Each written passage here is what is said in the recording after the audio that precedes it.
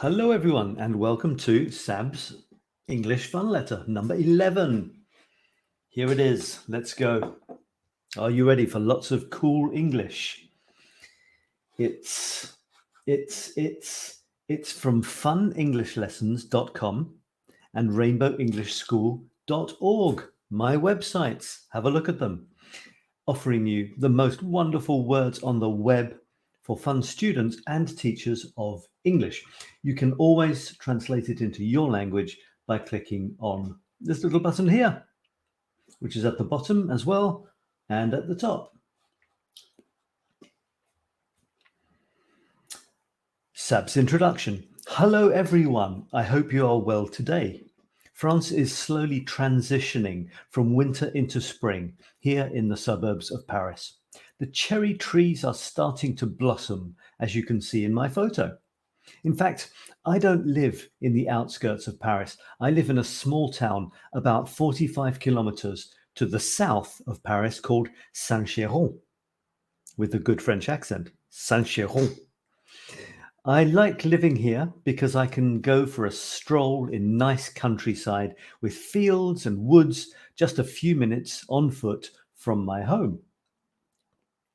I also love going into Paris to wander around, taking photos, see friends, and sometimes even to work. Luckily, I have a train that takes me directly into the city, also only a few minutes from where I live. Where do you live and what do you like doing there? Tell us in the Fun English Lessons Facebook group. Quick quiz. This is new. What is an insulting expression, British expression, for someone who lives in the country and not in a big town?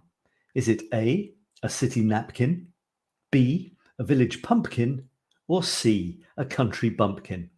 And I will show you the answers later. No, I'll show you them now. So if you try and guess, you can stop the video and click here for the answer. It is...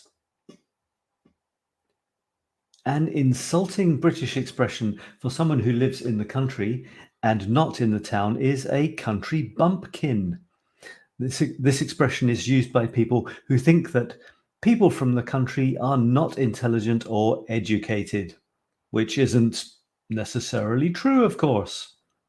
Back to the top. Interesting vocabulary. Transition. A change from one system or method to another, often a gradual one. Suburb, an area where people live outside the center of a city. Blossom, a small flower, or the small flowers on a tree or plant. The outskirts, the outer area of a city, town, or village. Stroll, to walk somewhere in a slow and relaxed way. Wander, to walk slowly about a place without any purpose. I love to wander around Paris and to stroll in the countryside. Check out my Fun English Lessons sample pack for just €7. In other news, I'm not a big sports fan, but someone told me there was an important rugby match with France versus England on Saturday night. I thought I might watch it on TV just for fun. Then I remembered that I had invited my girlfriend to dinner the same evening.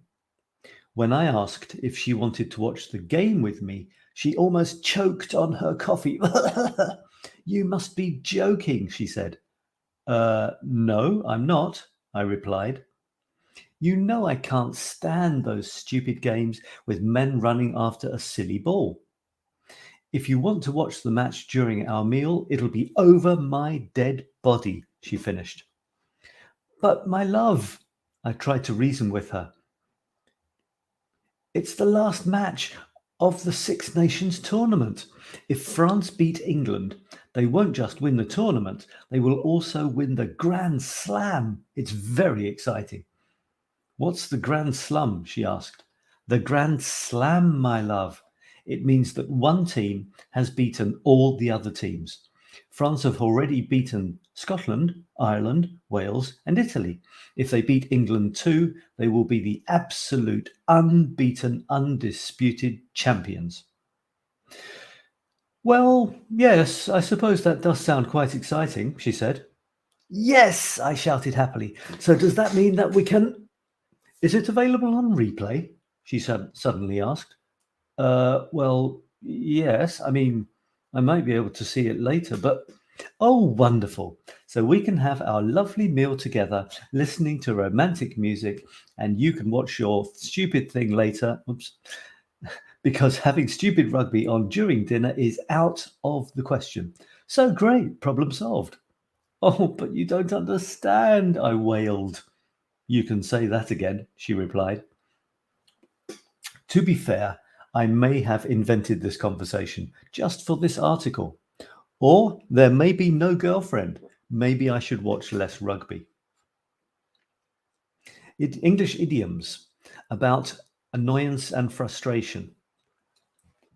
Maybe I need to change that. I'm not sure. I'm not sure if it's annoyance and frustration. I have to check that. You must be joking. Used to show you don't believe or are very surprised by what someone has said. I can't stand it. Not able to tolerate, to dislike something or someone very much. Over my dead body. When you dislike a plan or suggestion and will do everything you can to stop it. Out of the question. Not even worth discussing because it's too improbable or extreme. You can say that again. Used to show that you completely agree with something just said.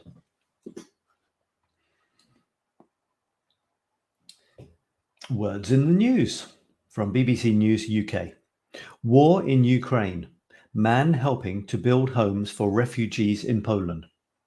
A former agricultural college in Poland is being converted into homes for refugees fleeing the war in Ukraine with the help of an Englishman.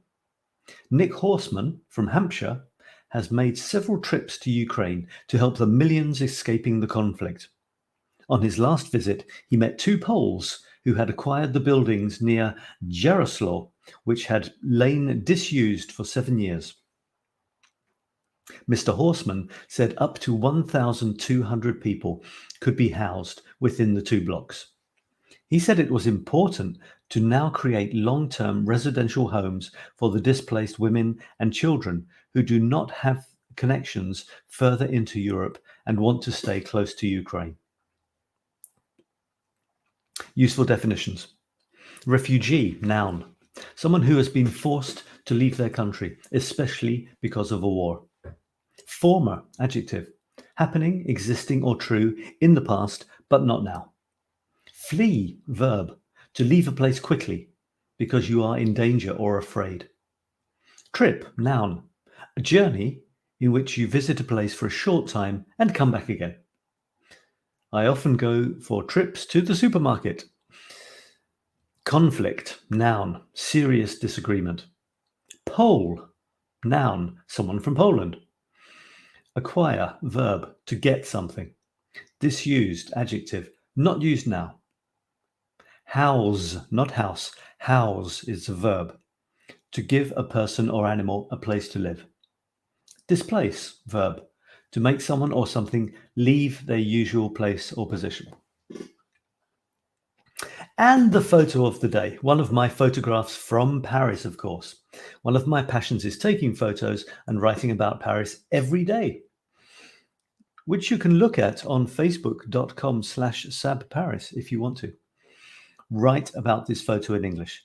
What can you see? Where do you think it is? I will discuss it in a second. What time or season is it? Can you see any people or animals? What are they doing? How do they feel? Do you like the photo? Why? Why not? Would you like to be in the photo? Where would you prefer to be? Now I'm going to describe it myself. I'm going to click on it and here it is in a new window. And it's a little bit too big.